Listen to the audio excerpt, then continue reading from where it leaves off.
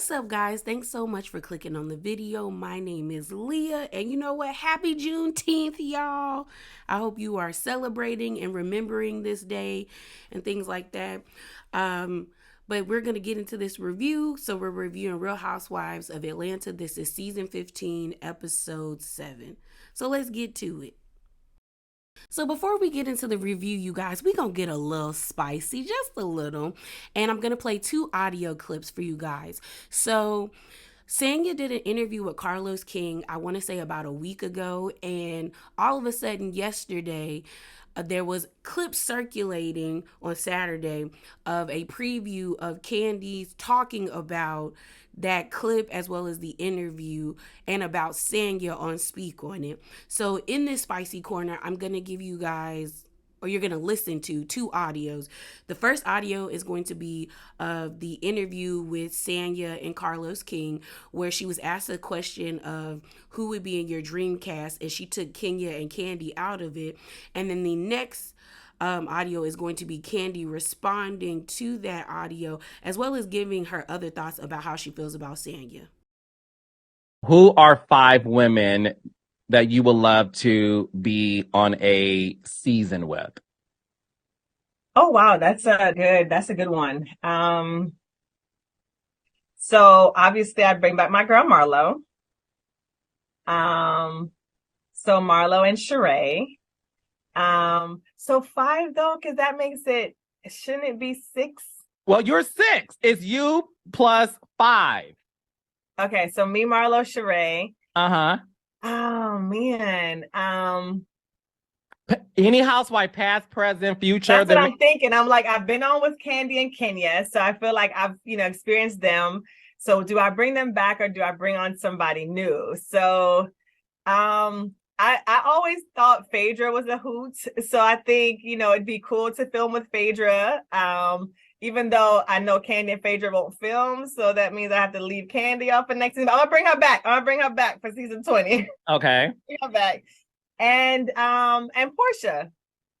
Oh, okay. Yeah, Portia. That's a good list.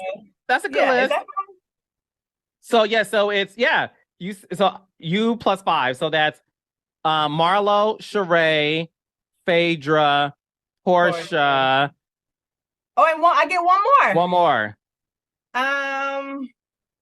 So I would bring back dang. So who else is somebody that's from the past that I would love to film with? Because you have Deshaun Snow, Lisa Wu, Nene Leakes, Kim Zolciak, Claudia Jordan, Shamari.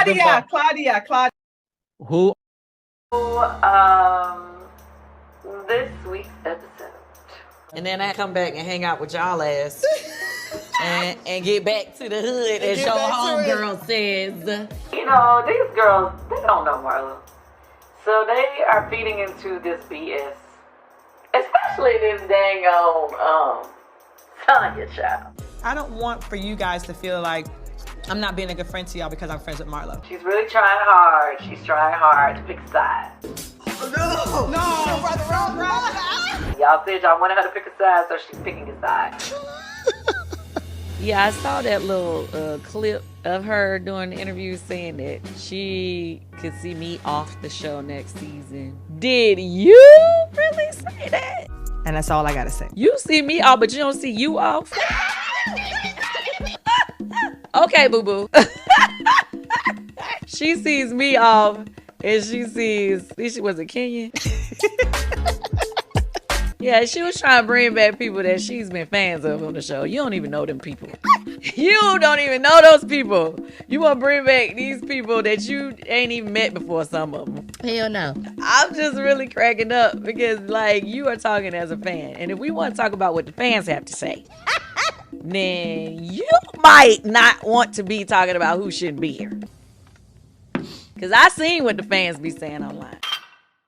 So you guys just heard the audio. So the first clip was of Sanya doing her interview with Carlos King, and the second one was Candy's response to that specific segment of the show. I know Candy Speak On It was a lot longer, but like I told y'all before, I don't be watching Speak On It. It doesn't interest me, and it's an oversaturation for me. That's the same way about how with Dr. Heavenly. After a while, it's an oversaturation, and it just, for some reason, it makes me tired of the show, so I just watch clips of things. So here's my response. So I thought Candy was doing too much. And I know some of y'all might not agree because the people online, because I tweeted on Twitter that there was a few people that didn't agree, but that's cool. As long as people are respectful, I'm cool with having discussions and dialogue.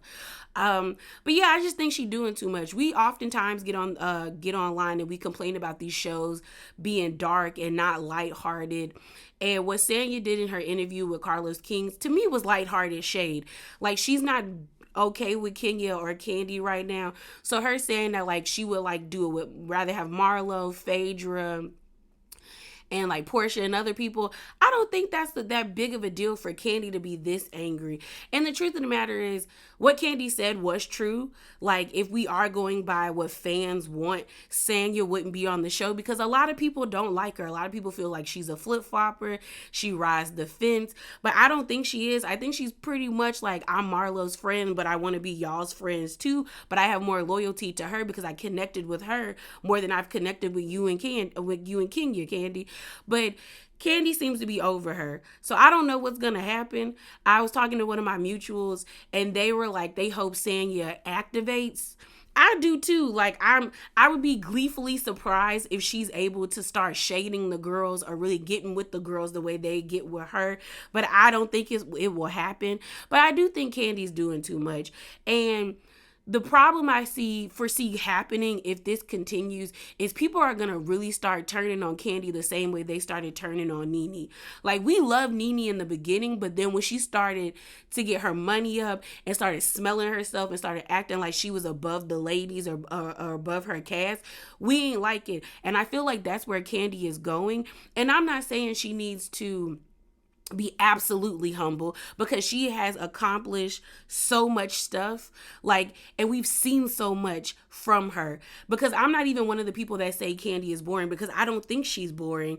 She's given us a lot. We've seen her get married, we've seen her have her kids, we've seen her surrogacy story, her drama with her mom, the aunties, the old lady gang, that show, like the escape stuff. Like, Candy has given us a lot, but the energy she's starting to exude, for me, just for me, it's starting to be a turn off, because it's like, girl, you were complaining about this attitude when Nene was doing it, and now you kind of mirroring the same energy.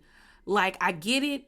You feel like a senior, you feel like you that girl on campus, and you are, but you got to ease up on the gas for me. But let's get into this review. So the episode opens and we have two conversations going on at once. We have Courtney and Marlo meeting up, and then we have Sanya and Candy meeting up at Old Lady Gang. So Sanya and Candy are, talking. Sanya wants to check the temperature with Candy because, she want to see how she doing after what happened at Beat the Bomb, the escape place. And so Sanya is just like, how you feeling? And Candy is like, girl, I was on a high before I came around y'all, and y'all made me bring out red hair Candy, okay? Back in my burgundy days. And she was just like, we had just opened up or premiered piano lessons. They show pictures of, Beyonce mama, Miss Tina, with Kenya and them at the actual, I guess, opening. And we also know that Candy got nominated for a Tony, which to me, Tony's awards are a lot harder to get because I feel like that is like one of the rare awarded places where they actually recognize people's talents. Shout out to Alex Noel. They got a Tony. First non-binary person to get a Tony. When I tell you, I've been following Alex since Glee. Skills. Can sing, can act. Voice is amazing. Y'all should check them out. And like, that is talent right there. So I believe that if Candy keeps going, she'll eventually get one, because the fact that she was even nominated to me says a lot. That what she put out was actually good work. So hopefully she'll get her Tony here soon. So she's just like, I was good, and then I get to where we was at the bomb place, and then I'm dealing with this. So Candy basically tells Sanya, like, girl, I'm about to stop fooling with you too. And Sanya's like, what did I do? And she's like, you, by way of your association with Marlo. And Sanya's whole thing is like, I can be friends with you and be friends with Marlo, and still, like, neither one of y'all's opinions of each other would change how I feel about y'all. So I don't want to keep getting burned by being friends with Marlo the same way Marlo burned Drew for being associated with you. I feel like the group is divided, and I don't want it to be that way anymore. And Candy's pretty much like saying, you be giving Marlo too many chances and too many, like, y'all give her too many excuses, and y'all think Marlo's a good person. And my thing about that, Candy, is you thought Marlo was a good person. So you can't be mad that they see Marlo like in a different way, because at a time you saw her in a different way as well. You were the one advocating for her to be a part of this. So you're going to have to take your L on this one. The same way you had to take your L with KKK Kim. Shout out to the people who call her that. Because you made that song with Kim to spite Nene, and the lady stole it from you. You got to stop doing things out of spite, lady. You got to stop. So she's just like, I'm over Marlo, which I understand Candy being over Marlo. Like, you're bringing up a very, like, sensitive topic for me, because we know how Candy feels about Melvin. Candy's a couple of years, maybe maybe 2 decades older than Melvin, or probably 2 decades older than Melvin, and she helped raise him, so she views him as like one of her kids. And then he got hurt at her job, like he could have passed away. On top of that, this is like maybe the 3rd or 4th time gun violence has been associated with Candy and Todd's restaurants. And it's like, that's negative. So I understand her being like, I've tried to help Marlo. I tried to be there for her. And this is how you do me? Like, I'm good on you. But I also understand Sanya still wanted to be friends with Marlo, because she was able to connect with Marlo before she was able to really connect with Kenya and Candy. And sometimes that's how things work out. Like, people just connect with other people better than they connect with others. You know what I mean? So I don't think she should be forced to choose, but I also understand that you can't keep making excuses for your friend's bad behavior. If you are going to be neutral, then even if you do see both sides, you allow these people to fight it out. That's my thing. You allow these people to fight it out. Like, if I was ever in that situation, or if I was Sanya and I still wanted to be friends with Marlo as well as be friends with Candy and the people that don't see it from Marlo, then I would allow them to argue and fight and be like, yeah, that's my girl, but like, this is an issue between y'all. Like, y'all shouldn't be like, I don't got nothing to say about it. Because that is what's getting Sanya in trouble, is like, she keeps trying to advocate for Marlo because she probably sees something in Marlo that we haven't seen, but it's like, Marlo is not putting her best foot forward. Her foot is in doo-doo right now. The lady has stepped in mud and glass. It's not looking good. So then Candy lets us know that, like, she is not the emotional friend. Like, that is not who she is. And she tells us the story about how, unfortunately, her brother passed away when she was 15, and that really changed a lot of things for her. She was like, I had to realize that life still goes on, working through those emotions as a child. And she was like, so to me, I'm that friend that motivates you past what is going on in your life. I push you past that. And that's sad. That's sad, like, to lose someone so, like, to be that young and lose, like, a pivotal person that's a part of your family, and having to navigate through those emotions is a lot. I don't know if Candy has ever been in therapy, but she probably would greatly benefit from sitting down and really getting it out. Because sometimes when Candy cries, it still feels like she's bottling in her emotions. Like, her crying is just a response, but it's not genuinely telling you what's going on. Like, I think she need to do what Noella did on Real Housewives of Orange County, where she, after her daddy died, she was screaming in the woods and screaming at the river and just sobbing. Sometimes you just need to have a full-on breakdown and release. Just release it all. You know what I mean? So then Candy's just like, she done with Marlo. So the next conversation we see is of Courtney and Marlo. I don't know why Marlo put her margarita in a wine glass. I don't know why. Like, it wasn't meant for that, but I don't know why. So Marlo and Courtney are talking about this situation as well. And Courtney is like, well, Marlo, why do you feel this way now when your nephew passed away, 2 years ago? Like, why are you now bringing this up? Marlo gonna lie and be like, because I haven't seen her. And I'm like, Marlo, what? You have seen her. What are you talking about?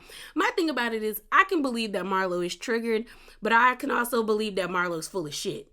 Like, people can hold two emotions. We are not one emotion type beings. You can have a bunch of emotions inside you. Like, people can feel lost and loved at the same time. A lot of people can feel that. So it's like, I can give her that she probably was triggered and she full of it at the same time, because this storyline is not making any sense. And like Sutton said, let the mouse go. Let it go, because you're not going to get anywhere with Candy, and you're further pushing yourself out to where it's like you're going to be on an island by yourself, because it's not working. It's not working. Like, you're not making sense. Like, you're saying that you wanted a response from Candy, and she gave you a response. Like, you're not making sense, Marlo. It's just not making sense. And I am over this whole storyline by now.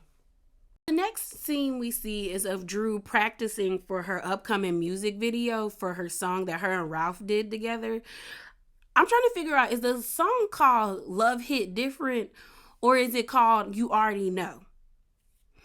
Because I'm like, we know Candace's song is called Insecure, because they always play that audio. But I'm like, is it supposed to be hit different, or are you already? I don't know. Y'all already told y'all, Drew's music just don't hit. And I'm trying to give the lady a chance the same way I gave Candace a chance.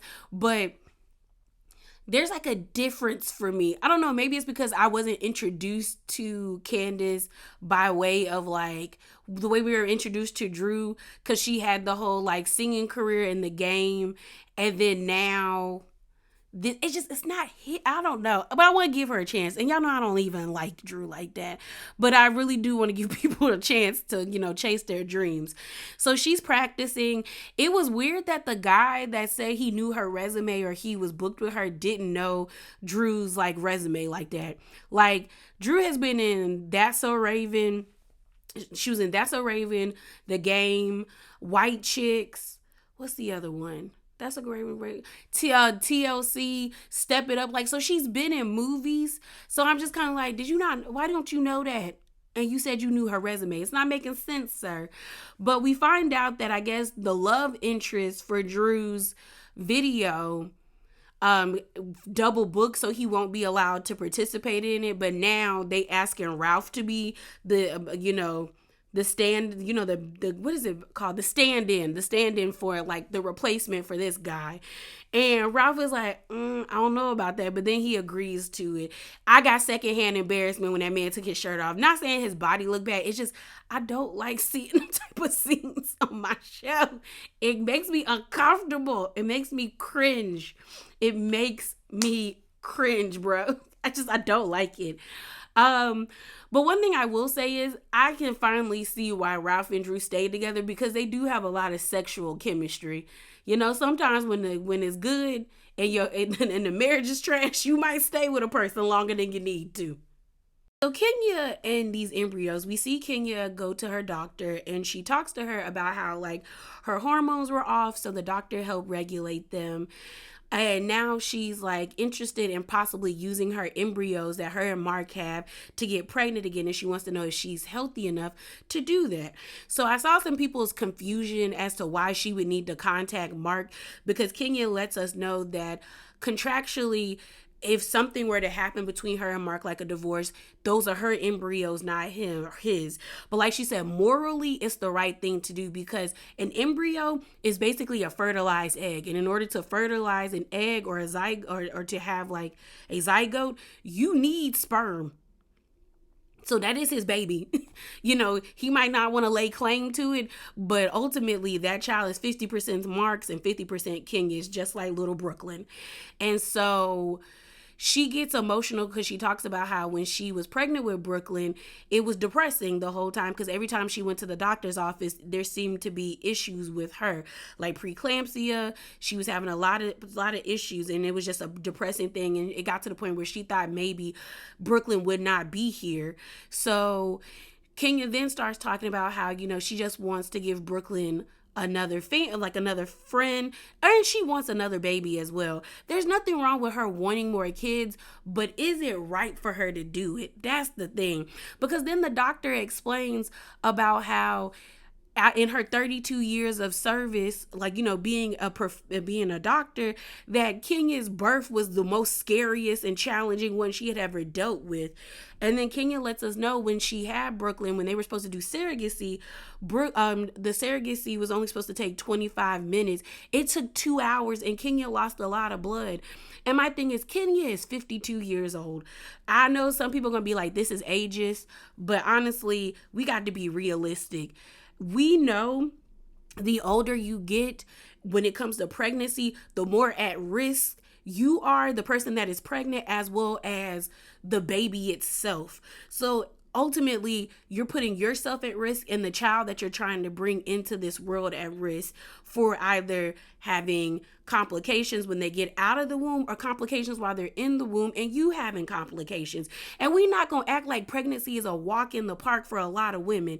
Black women are dying in droves at hospitals, higher than other third world countries compared to us, which America's supposed to be a first world country. And then you think about all the bad things that happen during pregnancy. The girl with the list let us know people having strokes, going blind, nipples falling off, suffering major depression and psychosis. Girl, no ma'am. No ma'am. And you're 52? Girl, I wouldn't. Like, if she wants to have these babies, I think she should get a surrogate. I definitely think she should get a surrogate like Candy did, because like she ended up ending the segment with her like, I don't want to leave my child by themselves, like Brooklyn by themselves, or their sibling, like the two of them by themselves. And you know that you're at risk. The older you get, the more you are at risk of dying or having severe complications during childbirth. And I don't think it's smart. I also don't think it's smart to want to attach yourself again to Mark. That man is garbage and he treats you like trash. And just because you don't want kids by two different baby daddies is not a good reason. You out here looking like Khloe Kardashian, having babies with third trimester Tristan Thompson, and look at what it got her, girl. Look, Kenya. And the thing about it is, you could get lucky and the next person you meet that you possibly want to have these children with could be a wonderful father to Brooklyn and to the child you guys decide to adopt, or the child you decide to have, I don't know, naturally. There's so many things that could be a positive for you, that doing all of this is stupid. Heck, you might even meet a man that already has kids and those kids look at you as their mother. And then you didn't even have to worry about going through the trials and tribulations of being pregnant. Kenya not making sense that she's smarter than this. She better not. She better not. So the Gucci luncheon, or whatever you want to call it, all the ladies come except Mayetta, which I was kind of surprised she wasn't there because Courtney was there, but I ain't really miss her. And so they sit down. I think Sheree looked the best. Like, I liked all the black Gucci. I thought that was the cutest. The least outfit I didn't like was Candy's. Like, it ain't hit for me. Everybody else to me looked better. But they all sit down and then they start to have a conversation, and Sheree gets a little emotional where she's just kind of like, I want us to, have some base level of friendship or some type of camaraderie, and we're not at that, and it bothers me that we can't get to that. So how do we move forward? And so I guess their whole thing now is to everyone put their grievances on the table so this dinner they can move on. So Sanya speaks up and she pretty much says, you know what, Kenya, I want a better friendship with you. And sometimes I feel like I get lukewarm energy from you. Like, one minute we're hot, we're good. The next minute we're not. And Kenya's whole thing is loyalty. She doesn't really trust Sanya. She said there's some part of her that she doesn't trust. She feels like she's more loyal to Marlo, which makes her not want to trust her, which from Kenya's point of view, it makes sense. But Sanya was like, I've never talked about you disparagingly toward when I'm with Marlo. And Marlo's like, yeah, we ain't never talked about you. So she was like, there's nothing there. But then Kenya brings up the Watch What Happened Live that Sanya was on, where they ask Sanya, do you think Kenya's butt is fake? Kenya's ass ain't real. We know it's not real. And I don't understand why Kenya keeps trying to play this game like she didn't get her booty done. Like, we've seen her butt. It's not real. And I don't know why she gets so butthurt about it. Because it's like, okay, girl, we're in this day and age where people do not... Whatever, Siri. We are in this day and age where we all know certain people have surgery and no one is really like, it's not very shock and awe anymore. And honestly, Kenya is from a generation where you hid that you had surgery. So maybe that is why she gets very like upset about it. But I'm just like, girl, just own it. Just own it. But basically they commit to like trying to build a better friendship with each other. More so, Kenya's like, she's gonna have to see Sanya and her actions for her to want a relationship with her. If I was Sanya, I would stop trying to beg to have a relationship with Kenya. If you and Kenya can't get on a good foot, then it's whatever. It's whatever. Like, I'm not begging nobody to be my friend. And Kenya does have the right to be like, hey, you closer with my enemy and I don't want to be cool with you. That's just what it is. So the conversation continues and they're trying to mediate a reconciliation between Kenya and Marlo, as well as Kenya and Kandi. And the funny thing about this to me is, look at where we are now. Like, Kenya became friends with Marlo despite Nene, and it backfired in the sense of like, now you got this lady around and she like a fruit fly that y'all should have got the raid for, but now you got an infestation. Kandi, the same thing. Like, y'all were trying to champion Marlo, and y'all already felt Marlo was low down, but y'all still wanted her to be a part of the show, and now look at where we at. That's why you don't do things out of spite. It come back to bite you in your ass. So they're sitting at the table and Sanya's like, well, you don't think that y'all are gonna get anywhere, when it was Kenya and Marlo. And Kenya's like, I'm good on her. Like, I can't be friends with someone who just does things just out of evilness. I can't do it. And Marlo's like, girl, I'm good on you too. And then she was like, and then Sanya's like, but you and Kandi can move on. And she's like, yeah. And Kandi looking at her like, girl, no, we can't. I don't see it for you. And Marlo was like, I was just telling Drew, I just felt like I would have got a better response out of being friends with somebody I was friends with for 10 years. And she said when Drew said the whole, like, brung up the whole altercation, because Drew's the one that brung it up, it might have triggered something. Now, I'll give credit to Marlo that she was trying to get her thoughts out, and then you had Drew and Kenya chiming in, and it was kind of just a lot going on. But Kenya had me tickled when she started pretending to choke on a biscuit, talking about she choking on bullshit. And Sheree trying to give her the Heimlich. It was rude, but it was funny. So they're basically like, girl, you can't keep using your trauma as a reason why you act the way you act.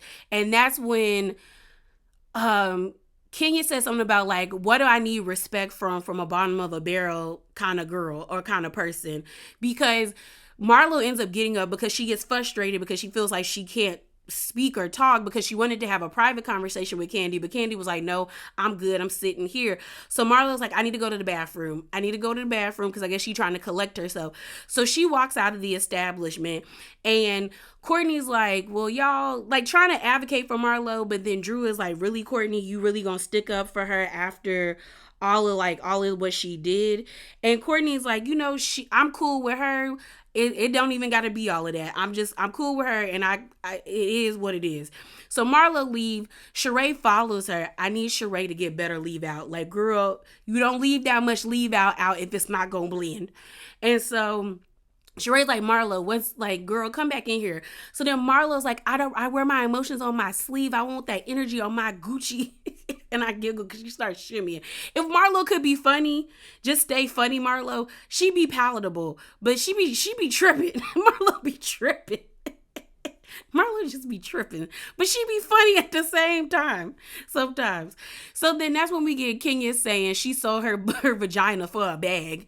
And everyone at the table was like, ooh, did we have to go there? And I guess they had to. And it is what it is.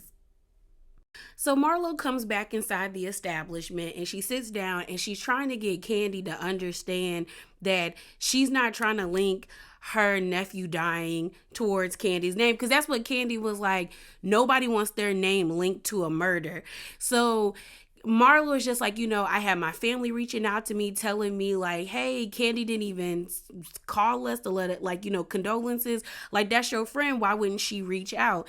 And Marlo, like, Candy is like, girl, whatever. Like, she's like, this some bull. And so Sanya tries to like speak up for Marlo and get shut down by Candy. And I was like, Sanya, that's your problem.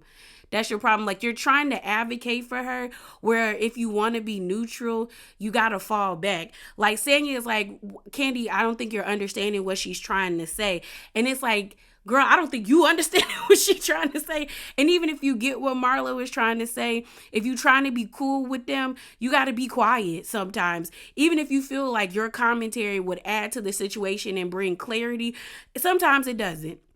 Sometimes it doesn't. So then you got Courtney and Drew being like, let's get up. Like, Courtney's like, I gotta use the bathroom. And Courtney's in the bathroom like, they yelling. I'm not about to get kicked out of another restaurant. Like, we not doing this. Let's just stay in the bathroom. Which I don't fault Courtney, because this ain't Courtney's fight, nor is it Drew's fight at this point. Because Drew did say, like, Marlo, why are you bringing me into this? Because this ain't got nothing to do with me. Like, Drew wants an apology for the way Marlo came at her at Candace's event, which she deserves, because, girl, you was in that lady's face and she should have punched you in the throat. But, we don't advocate violence. But the conversation keeps getting heated, and Candy is just like, girl, you're full of it. So then Marlo says, Candy, you're just a selfish, spoiled, entitled person. And I think that's what it is for Marlo. Marlo seems to be jealous of what Candy has accomplished, and maybe because she hasn't dealt with the trauma that she has sustained as a child and as an adult, where it's like, Candy kind of came from the hood and was able to build herself and create this empire, and Marlo had to go about a different way, and it isn't amassed at the same level. But it's like the storyline don't make no sense no more. It doesn't make any sense anymore. And then they ended there with all of them yelling. And Sheree get up and like, we ain't gonna get nowhere, so we just gonna have to hold it at this. It is what it is at this point. That's basically what it is. And that's where the episode ends, y'all.